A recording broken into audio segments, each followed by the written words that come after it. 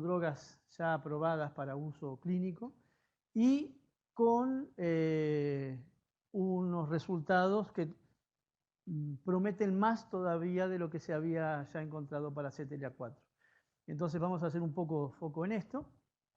Entonces, ¿qué es PD1? PD1 corresponde a un receptor que está en la membrana de las células linfocitos, no solo de los linfocitos T, pero vamos a hacer foco centralmente en los linfocitos T, y tiene como rol inhibir a la función del linfocito T cuando se activa su ligando, el B7H1, que pasa a ser designado PDL1, el ligando de PD1. Y este ligando puede ser inducido en las células presentadoras fisiológicamente por situaciones proinflamatorias para tratar entonces en su función de generar un efecto inhibiendo a la célula, al linfocito T. Pero también, y aquí el interés, es que diferentes tumores, numerosos tumores, pueden expresar el ligando PDL1. Por lo tanto, si un tumor expresa PDL1, ya vamos vislumbrando qué tipo de consecuencias puede tener. Entonces, aquí vemos el escenario fisiológico, célula presentadora, ante un estímulo inflamatorio, proinflamatorio, se genera la expresión de PDL1, que une a PD1 y a partir de aquí se bloquea la función del linfocito. Esto protege al linfocito de un excesivo estímulo proinflamatorio y a su vez es una forma de evitar en parte o esa excesiva respuesta del linfocito que pueda contribuir a generar autoinmunidad. Si esto lo vemos ahora en el contexto real en oncología, decimos, bueno, célula dendrítica, macrófago, lo que decimos expresan PD1, PDL1, que se une a PD1 del linfocito, inhibición del linfocito. Lo mismo, el macrófago lleva a inhibir al linfocito. Hasta ahí todo bien. El problema, si un tumor expresa PDL1, tiene la herramienta para inhibir al linfocito. Entonces entramos al esquema de un mecanismo de inmunoescape tumoral, de suprimir el microambiente tumoral. El tumor manipula también a través de este mecanismo, además de los que vimos en la primera presentación, también aquí manipula el microambiente directamente frenando la función linfocitaria. Entonces el tumor accede a un beneficio para crecer. Este beneficio, tumor que expresa PDL1, debería de poderse romper terapéuticamente. Y es aquí donde se centra el interés de estos anticuerpos que comienzan a desarrollarse, que ya se han desarrollado y que comienzan a validarse a nivel clínico, para romper este eje. Anticuerpos que pueden ir para PD1 o anticuerpos que pueden ir para PDL1. Sea cual sea, si esto se bloquea, se le permite revertir a la célula tumoral, al linfocito normal. En vez de ser inhibido en su función, no es inhibido, y si se rompe esta inhibición, el linfocito puede mantener su función efectora antitumoral. Por lo tanto, nos encontramos que con estos anticuerpos podemos mejorar la respuesta contra el tumor mediada por los linfocitos. Esa es un poco la esencia. Aquí ya empezamos con algunos temas que todavía están un poco controvertidos. No hay duda de que es bastante extendida la expresión de PDL1 en cáncer. Aquí tenemos un estudio presentado este año, donde no hay duda que está en cáncer de pulmón, que está en cáncer renal, que está en melanoma, que está en cáncer de vejiga, no hay duda. Pero aquí lo que hay que todavía ser cautos es la herramienta molecular que se está usando y no hay consenso pleno aún de cuáles son las mejores monoclonales. Hay algunos que son muy buenos, pero todavía hay que lograr un consenso al respecto. O sea, es un tema en evaluación. Y además, fijarse, como mostrábamos, PDL1 puede estar en las células del infiltrado inflamatorio, o sea, las células normales. Acá en IC se hace referencia al infiltrado de células no malignas. Entonces, este tumor tiene 26%, 25, 36%, o sea, son positivos estos tumores, pero no las células tumorales, son células del infiltrado. Pero sí los tumores después, si uno analiza, son positivos ahora las células tumorales. Entonces, atención, porque lo que a nosotros nos importa es tener una idea de positividad de las células tumorales. No simplemente que el tumor tenga señal, sino qué células tienen señal, como para poder tener una idea de si ese tumor expresa PDL1. Porque eso en última instancia puede llegar a tener connotación para predecir a qué paciente se le podría indicar tal o cual anticuerpo, en la medida de que esto demuestre la posibilidad de predecir respuestas clínicas ante determinado anticuerpo. Entonces esto es un contexto que muestra dónde está, qué se puede hacer, pero atención que el tema tiene su complejidad interna, no es imposible, porque esto simplemente hay que tener la cautela en el momento de la interpretación.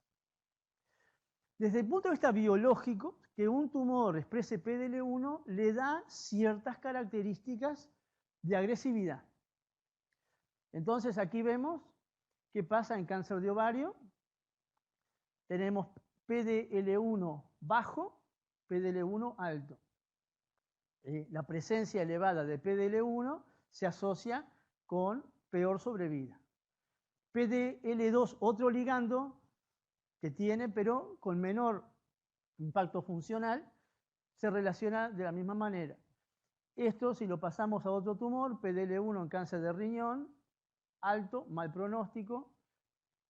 PDL1 en cáncer de colon, alto, mal pronóstico. Entonces estamos, y esto podemos seguir, no es 100%. Hay algunos tumores donde no se encuentra, pero en la gran mayoría de los casos publicados, y son muchísimos, se ve este escenario. Entonces, esto a priori no nos sorprende en la medida de que este constituye un mecanismo de escape, de inmunoescape tumoral. Un tumor que exprese PDL1 tiene una forma de suprimir, de deprimir la función de los linfocitos T adyacentes. Entonces, su capacidad de progresión es mayor. Desde el punto de vista práctico, es interesante que algunas drogas pueden influir en los niveles de PDL1. Es el caso de la doxorubicina en cáncer de mama. En este estudio se compararon 3 drogas, la doxorubicina, el docetaxel y el cisplatino. Cisplatino y docetaxel no influyen en los niveles de PDL1 en cáncer, en las células mamarias. Sí ocurre claramente la doxorubicina, y esto evaluado con FACS a distintas concentraciones, se observa la relación dosis dependiente en los niveles de docetaxel. Pero, más allá de ese efecto, que puede tener interés biológico, en un protocolo de quimioterapia puede sumar, la idea claramente de influir en el sistema está en el uso de los anticuerpos. Entonces, como decíamos, el anticuerpo puede unirse a PD1, que está en el linfocito normal. En el linfocito normal que se activó. Digamos, es un mecanismo de freno de la función linfocitaria, es parecido al CTLA4 que está en la célula luego que se activó. Entonces, el freno aparece en los linfocitos que están activos para que luego se puedan disminuir, autocontrolar la respuesta. Los anticuerpos pueden ir contra PD1 o el PDL1, que está en las células presentadoras o que también está, en este caso nos interesa, en los tumores. Entonces, sea cual sea el mecanismo, lo que importa es que se corte este vínculo y de esta manera el linfocito adquiere nuevamente su función de activación, activado, en la medida de que antes estaba inhibido a través de la unión. Entonces, esa es la lógica de utilizar anticuerpos. ¿Qué hay de anticuerpos? Bueno, desarrollos, muchos, aquellos que han llegado ya a ser aprobados a nivel clínico, hay 2. el nivolumab, pembrolizumab, ambos anticuerpos están dirigidos contra PD-1. Están avanzados ya en su evaluación clínica también otros anticuerpos que tienen que ver con el bloqueo de PDL1 y seguramente estos llegarán algunos a ser aprobados en un tiempo no muy lejano. Pero entonces ya estamos hablando de un escenario de fármacos que bloquean este eje y que han encontrado un impacto asistencial. Y es importante analizar de que esto no es como bloquear CTLA4. Bloquear PDL1 y CTLA4 son cosas bien distintas. Entonces, pongámoslo en el análisis. El bloqueo CTLA4, ¿dónde ocurre? Ocurre en el ganglio linfático, cuando se va a activar a un linfocito, luego ese linfocito activo expresa CTLA4, tenemos acá entonces que con el ipilimumab u otros anticuerpos podemos bloquear. Eso ocurre para cualquier escenario de activación de cualquier linfocito. Es algo central dentro de lo que es periférico. Digamos, dentro de la respuesta inmune, este es un aspecto común a los distintos linfocitos que se están activando. En cambio, cuando vamos a ver el bloqueo PDL1, esto es en linfocitos que ya salieron del ganglio, pasaron a la circulación y ya se está en el tejido periférico, en el tejido donde está ocurriendo el reconocimiento, por ejemplo, acá de la célula tumoral, o de linfocitos que están reconociendo algo en la periférica. Entonces, aquí es donde interviene la función PD1, PDL1. Ese es el nivel de bloqueo, tardío, periférico.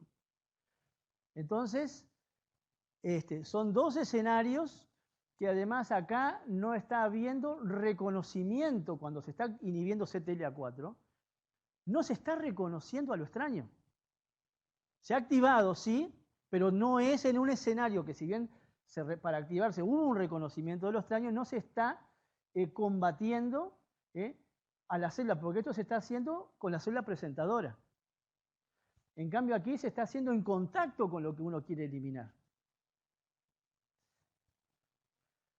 Por lo tanto, podemos ir ya jerarquizando de que inhibir CTLA4 o inhibir PD1 puede ser una situación complementaria, de potenciación, de suma, porque no son efectos redundantes, no son funciones redundantes, no hacen lo mismo. Son bien diferentes. Entonces, bloquear CTLA4 o bloquear PD1 podría entrar en un criterio lógico, razonable de asociación. Bien, ¿qué pasa si analizamos los knockout, los ratones knockout para CTLA4 y knockout para PD1? El knockout para CTLA4 es la proinflamación en su máxima expresión, autoinmunidad, proinflamación, muerte a las 4 semanas. Los ratones no son viables. Son viables, pero mueren temprano. Grave afectación autoinmune.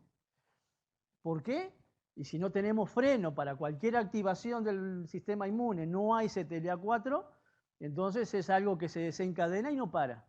Se desencadena y no para, autoinmunidad exacerbada, muerte. Si vemos qué pasa con animales knockout para PD1, son animales viables, sin grandes trastornos y que tienen sí algunos elementos de autoinmunidad que son relativamente concretos. Cardiomiopatía, un síndrome similar al lupus, efectos que son más bien tardíos. O sea, eso es absolutamente opuesto al knockout de CTLA4. Estos datos experimentales son interesantes si nosotros pensamos en los efectos colaterales en la clínica.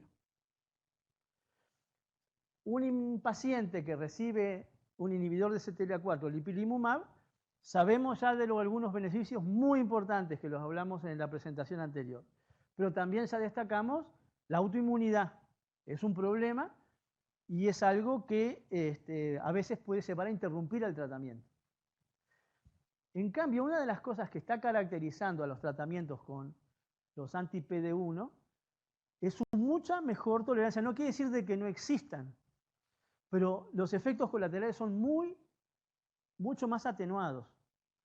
Y esto favorece entonces una mejor tolerancia del tratamiento comparando con el anti-CTLA4.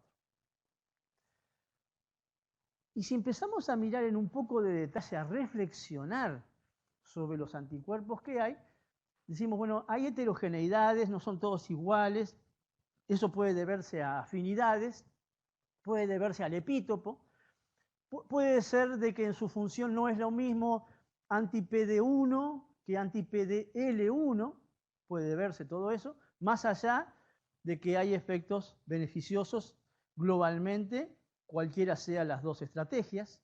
No hay algo que uno diga, es mejor inhibir PDL1 que inhibir PD1. No hay un consenso al respecto, funcionan ambas. Seguramente dentro de un tiempo, cuando haya mucha experiencia, a esto se va a llegar, pero por ahora valen. Pero nosotros podemos reflexionar de que no es lo mismo que un anticuerpo sea una IgG1 que sea una IgG4. Eso que parece absolutamente banal e irrelevante, no lo es. ¿Por qué?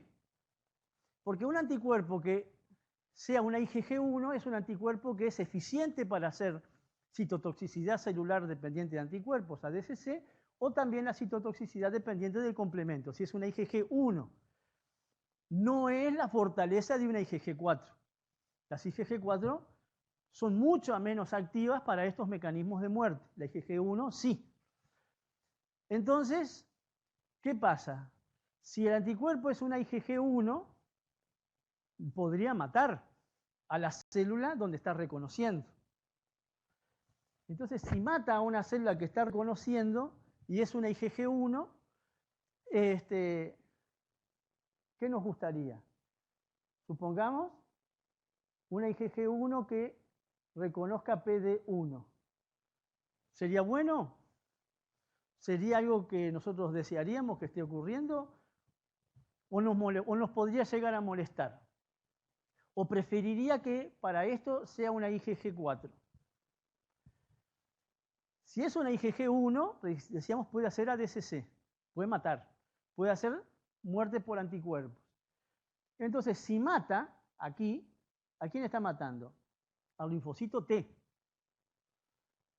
Y en realidad no es el mejor efecto. Yo quiero que bloquee al eje. Yo quiero que bloquee esto, pero para que el T funcione. No quiero que me deletee al linfocito T. El linfocito T que quede vivo actuando contra el cáncer. Entonces, no me gustaría que esto ocurra. Sí me gustaría que sea un IgG1 contra PDL1, por ejemplo. Ahí sí, porque reconoce y mata a la célula tumoral. Ahí me gustaría más. Sería una situación de lógica en el diseño de la molécula. Entonces, si nosotros analizamos esto y qué es lo que hay, ahora veamos la tabla que mostré hace un rato con otros ojos. ¿Qué son estos anticuerpos? Entonces, anticuerpos aprobados por la FDA, nivolumab, IgG4. Pembrolizumab, IgG4. Este que no está aprobado, IgG1. Estos son anti-PD1. O sea, si son anti-PD1, que son contra el receptor que está en el linfocito. Son IgG4. Es bueno. No los hicieron por casualidad, los pensaron muy bien. Son anticuerpos que van, se unen, bloquean, pero no son los más eficientes para matar. No quiere decir que no lo puedan hacer, pero no son la elección de muerte. Son anticuerpos que hacen el binding, pero no son inductores de ADCC. Y esta otra parte, ¿qué tenemos? Hay algunos anti-PDL1, que es una IgG4, pero los demás son a predominio IgG1. O sea, anticuerpos que son anti-PDL1, que son IgG1, o sea que tienen la capacidad de reconocer y matar.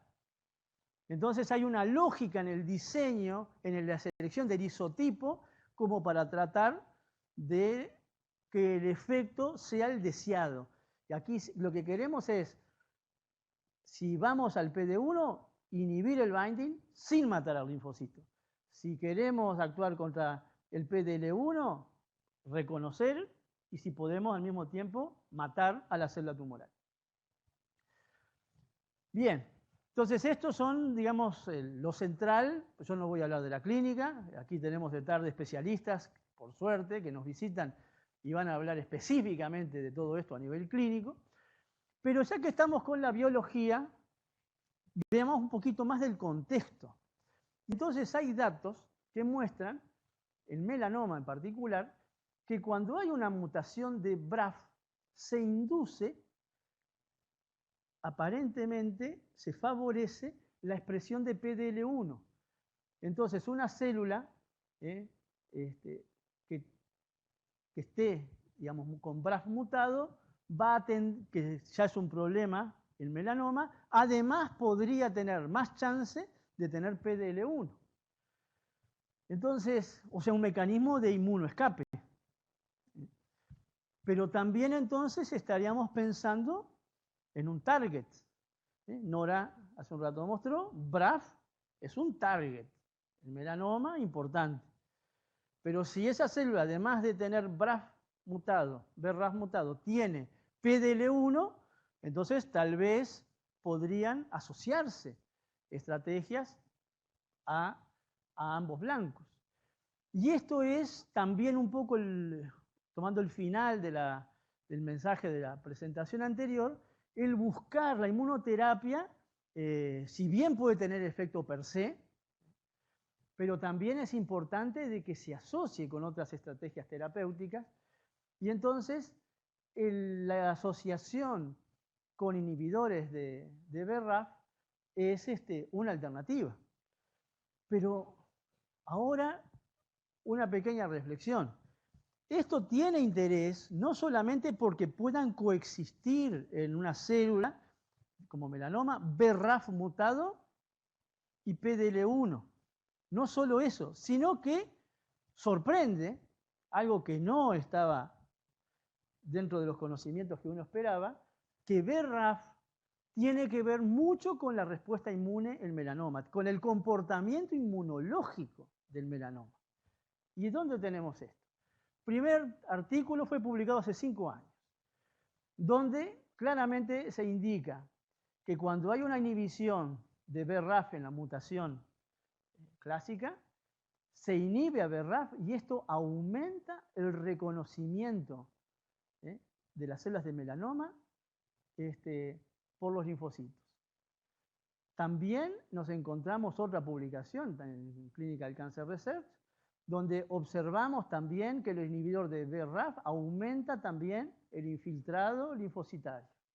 La inhibición de BRAF, otro artículo ya más reciente, 2013, donde el microambiente de pacientes con el melanoma, el microambiente del melanoma, se favorece en la respuesta inhibiendo a BRAF. O sea, la inhibición de BRAF, además de todo lo que tiene que ver con la señalización, con toda esta actividad intracelular, la inhibición de BRAF está generando una inmunoestimulación. Está modificando al microambiente y ya no son algunos datos puntuales, sino varios artículos que el año pasado llegan a disecar con precisión las bases moleculares de esto. Y entonces, el año pasado publican un artículo donde claramente se observa que lo que está manejándose es la señalización a través del CD40 ligando. ¿Qué tiene que ver? A ver, ¿cómo es esto? Entonces, tenemos un tumor, un tratamiento con un análogo del burafenib. Entonces, esto acá lleva a que los linfocitos generen un rechazo tumoral, con ese análogo, generan el rechazo tumoral, elevando el CD40 ligando. ¿Y dónde está el CD40 ligando? De aquel panel de señales que habíamos visto, el CD40 ligando lo produce el linfocito T.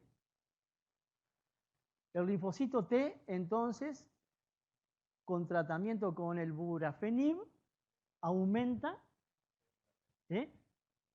Burafenib, muchas gracias. No. Aumenta el CD40 ligando, y ese CD40 ligando va a estimular al CD40, se va a unir al CD40 y va a estimular a la célula dendrítica. O sea, acá es el estímulo de la célula dendrítica clave en cualquier respuesta inmune a través de CD40 ligando.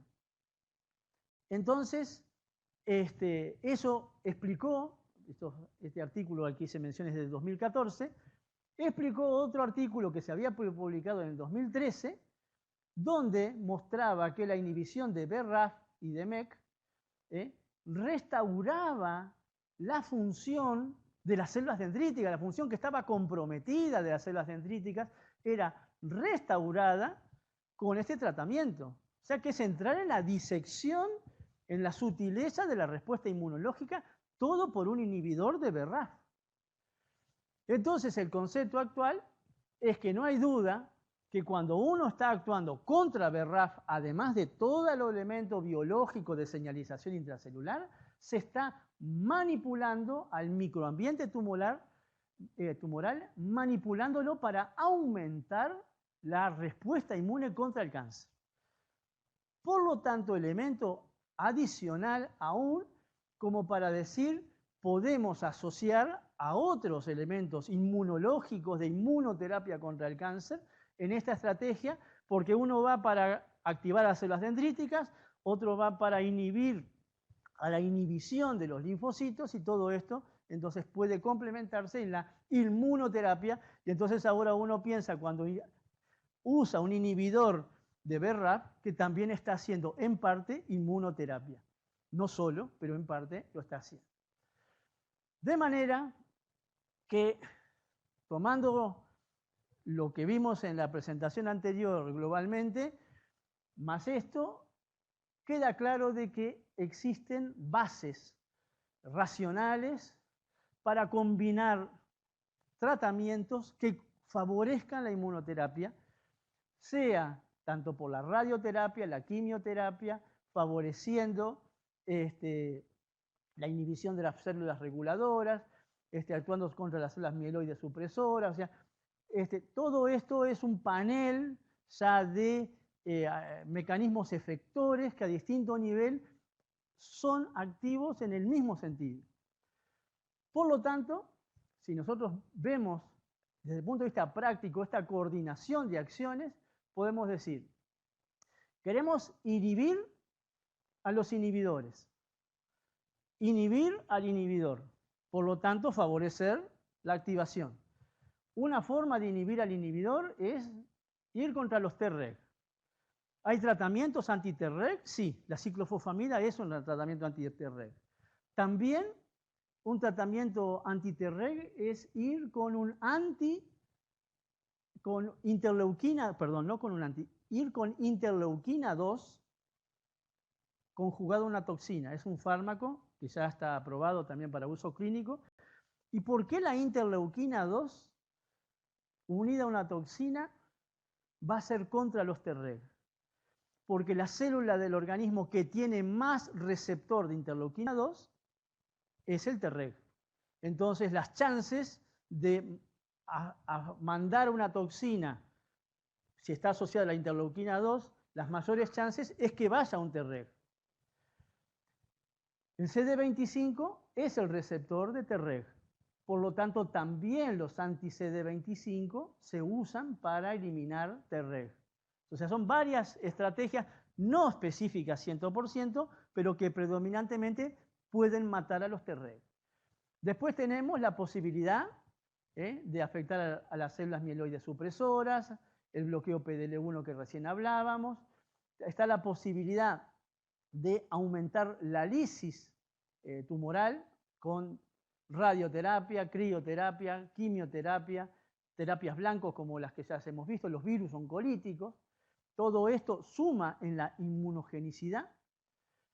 También está la posibilidad de utilizar vacunas. No perdamos la óptica de que si bien las vacunas contra el cáncer todavía no ocupan un lugar de privilegio, son uno de los ideales, porque pueden generar respuestas duraderas del propio organismo como protagonista. No es la inmunidad pasiva que llega, destruye, mata y no queda, sino que generar un efecto duradero por inmunización, vacunando, puede ser central.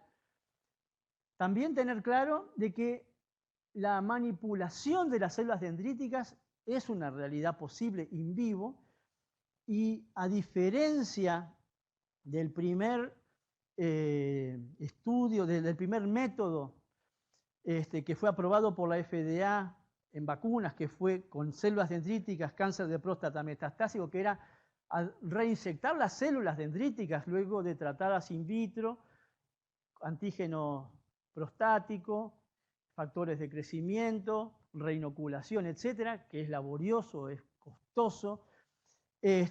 Ahora existen estrategias que parecen ser mucho más prácticas y eficientes y de menor costo, que es enviar hacia las células dendríticas moléculas, señales que las activen, tomarlas como target moleculares y a partir de allí, influyendo sobre distintos receptores, TLR, etcétera, se puede mejorar esta función de las células dendríticas y constituir entonces elementos de inmunoestimulación importantes.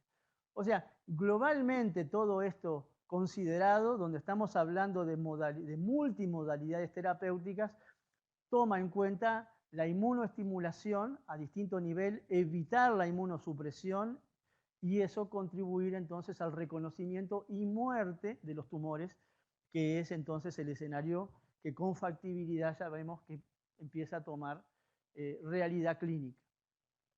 Bien, pero también no nos olvidamos que estamos en una época donde el ideal es poder personalizar los tratamientos.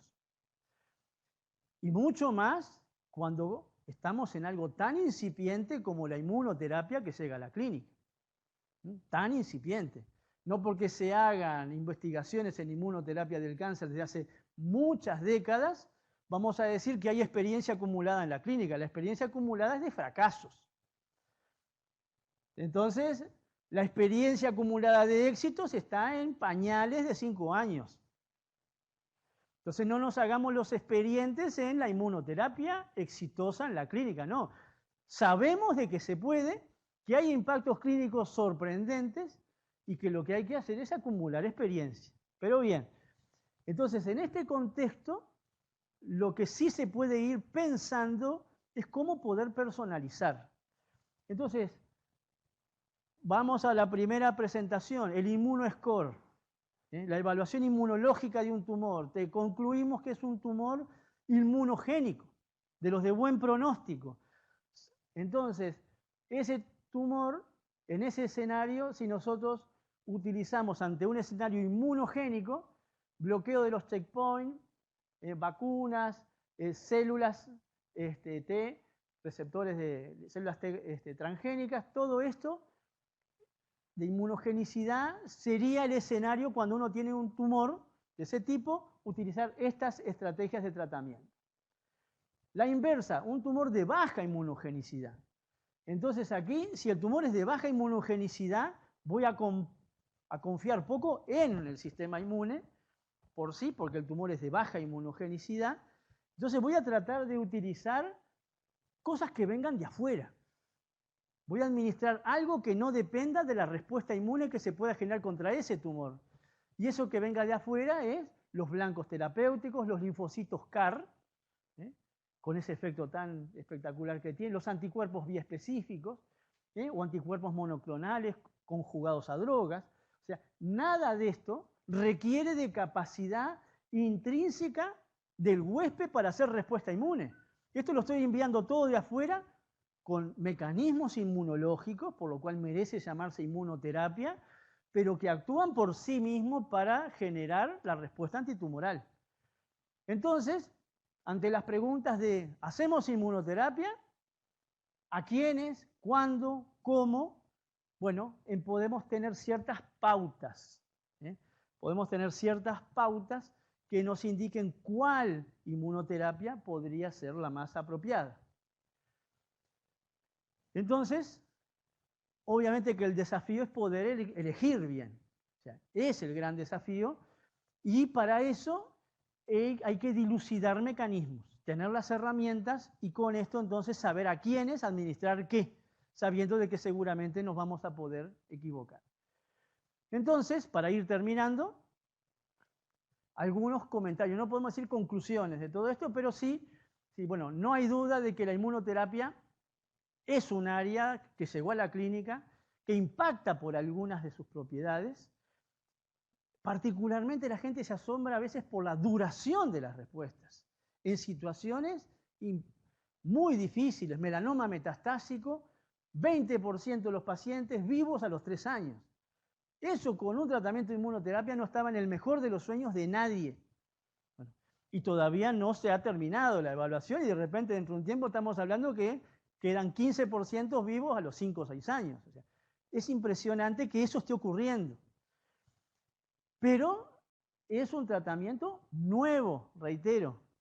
No es más que estamos empezando a conocer algo que nos sorprende luego de que nos había decepcionado tanto durante tanto tiempo. No olvidar de que esto es consecuencia de tratamiento, de investigaciones profundas, muy largas, de décadas, para poder dilucidar detalles moleculares de moléculas, de checkpoint que regulan la función de los linfocitos, algo que también se podía pensar que estaba alejado de una realidad asistencial, hoy son la clave y el centro de investigaciones muy fuertes, porque por ahí se sabe que pasa al menos parte de donde están las alternativas de éxito clínico. Entonces, eso cambia, pero no olvidar de que esto no va a llegar fácil, que tal vez vamos a tener situaciones de estudios que no conducen a nada, pero que la ruta es esa es la ruta porque es por la que se llegó. Seguramente se va a enriquecer con otros aspectos. Ya tenemos evidencias fuertes, la inhibición de checkpoint, los linfocitos T-CAR, que es algo espectacular, y los anticuerpos biespecíficos que están en la clínica, aprobados por la FDA en algunos casos, no hay duda que son la prueba del concepto. Son pruebas de que hacen, que validan que por esta vía se puede llegar a considerar la inmunoterapia como parte del arsenal asistencial. Y por supuesto, no olvidar que la personalización y sobre todo la asociación, que es algo que no nos debemos de cansar, porque es un de asociación con otras modalidades terapéuticas. Y esto puede ser un trabajo durísimo, porque no está en la cabeza de la gran mayoría de los médicos clínicos de que ahora la inmunoterapia puede beneficiarse de asociarse con la radioterapia o con ciertos tipos de quimioterapia, y eso es un proceso que va a llevar años y que requiere reflexión, que requiere documentación para que se logre condiciones que favorecen a los tratamientos convencionales, pero que los tratamientos convencionales inmunogénicos favorecen la eficiencia de la inmunoterapia. Ese escenario es determinante. Entonces, no hay duda de que conocer el cáncer es un elemento que a nivel científico da satisfacciones. Todos los días se descubre algo. A nivel molecular, celular, la investigación es muy activa y cada vez se comprende más. Es difícil saber qué porcentaje se comprende de la realidad, de algo que es tan complejo, pero cada día se comprende más. El manejo clínico de los pacientes no hay duda que mejora. Hay cada vez mejores resultados, pero lo que queda claro es que la distancia entre lo que se conoce y lo que esto incide en la realidad asistencial está lejos de ser lo que uno aspiraría, pero hay cosas que son de alguna manera inevitables, los tiempos, los controles, pero lo que hay que tener claramente es un espíritu centrado en considerar que esto es una oportunidad translacional. La oportunidad de transferir ese conocimiento molecular en la clínica va más allá de los investigadores y de los clínicos aislados, sino que es una actividad conjunta, ¿entendés? Para que esto se pueda lograr. Y de esa manera, entonces, contribuir a que este valle de la muerte, ¿sí?, a través de puentes generados entre los clínicos, los médicos clínicos y los investigadores básicos, que cada uno muchas veces está obviamente centrado en su actividad específica, eso es clarísimo, pero que los éxitos, las oportunidades de progreso, no hay duda que se genera en la interacción. Y la interacción no es simplemente juntarse en un laboratorio de investigación y programar, hacer diseño. Lo translacional es esto, actividades como esta, donde trasladamos conceptos de una disciplina clínica o básica hacia el otro, y de esa manera se progresa en general algo que es común, que es el progreso médico, que no tiene ni rótulo, ni clínico, ni básico, que es la medicina que se nutre de determinada información para ejercerla mejor. En esto, entonces, comienzan a aparecer realidades de todas esas promesas que durante tantas décadas la inmunoterapia generaba. Bueno, ahora esto llegó a nivel asistencial. Nada más. Gracias.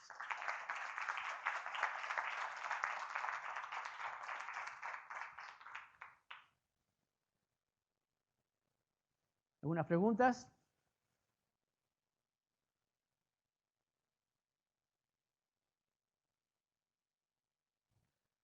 Muy bien, gracias.